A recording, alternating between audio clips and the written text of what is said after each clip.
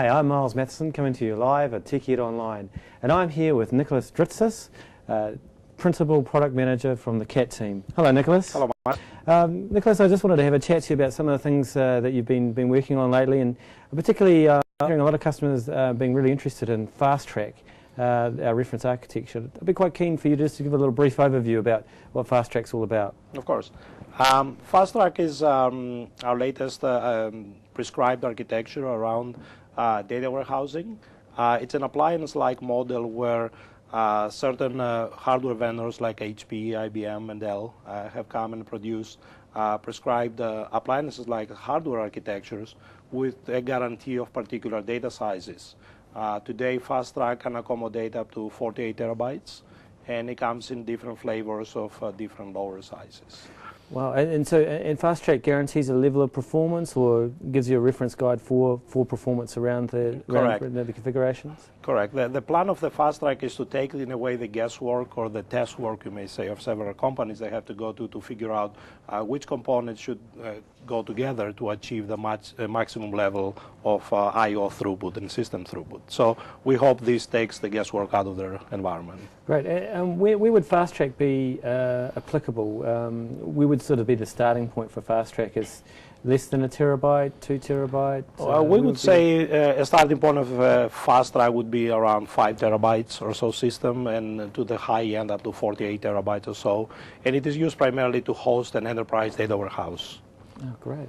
One of the other things that we were talking about earlier on is really being able to extend the Fast Track implementation out.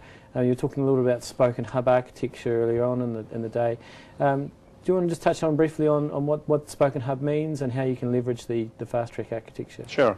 So the Spoken Hub architecture is kind of trying to bridge two of our technologies, Fast Track, which is kind of the SMP environment, as well the scale-up data warehouse story, with our new offering around parallel data warehouse, which is our massive parallel processing scenario, where a Fast Track could be a hub, a spoke on this hub per se, and parallel data warehouse will give you this ability to grow bigger and go larger.